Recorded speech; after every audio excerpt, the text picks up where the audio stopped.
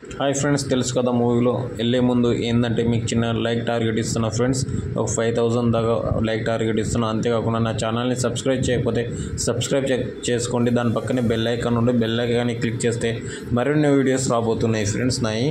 అంతేకాకుండా ఫ్రెండ్స్, దీంట్లో సిద్ధు జొన్నలగడ్డ గారు చాలా బాగా యాక్టింగ్ చేశారు. అంతేకాకుండా డీజే టిల్లు తర్వాత నాకు నచ్చిన అన్న ట్రైలర్ కానీ టీజర్ కానీ గ్లిమ్స్ కానీ ఏదైనా బాగుందంటే ఇది ఒక్కటే ఫ్రెండ్స్. ఇది ఇంతకన్నా ముందు వచ్చిన మూవీస్ కూడా చాలా అట్టర్ ఫ్లాప్ అనే అయినాయి. అంతేకాకుండా దాంట్లో ప్రాపర్గా హీరోయిన్స్ని ఎంత రొమాంటిక్గా వాడుకున్నాడో దీంట్లో అంతకు మించి అన్నట్టు హీరోయిన్స్ని వాడుకుంటాడు అన్నట్టు నాకు అనిపిస్తుంది. అంటే వాడుకోవడం అంటే తప్పు కాడపడతాం చేసుకోండి.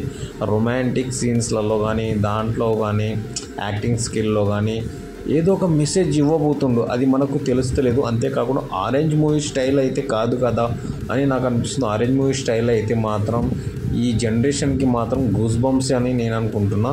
ఆరెంజ్ మూవీ స్టైల్ ఉంటే, ఆ ఫ్లేవర్ ఉంటే మాత్రం చాలా బాగుంటుంది. తెలుసు కదా, ట్రూ లవ్ 2 అంటే ఇద్దరిని ప్రేమిస్తాడు, ఇద్దరితో ఎలా సంసారం అనేది. కాబట్టి నాకు ఆరెంజ్ మూవీ ఫస్ట్ గుర్తొస్తుంది ఫ్రెండ్స్. అంతేకాకుండా నిజంగా చెప్తున్నా, మూవీ మాత్రం బ్లాక్ బస్టర్ కావాలని నేను మాత్రం మనస్ఫూర్తిగా కోరుకుంటున్నా ఫ్రెండ్స్. నేను చెప్పబోయే ముందు ఏంటంటే, సిద్ధు గారికి ఈ మూవీ మాత్రం చాలా అంటే చాలా ఇంపార్టెంట్. అలాగే రాశిఖన్నా కూడా చాలా important friends. All the best, special to you రాశిఖన్నాకి ఆల్ ద బెస్ట్ మూవీ.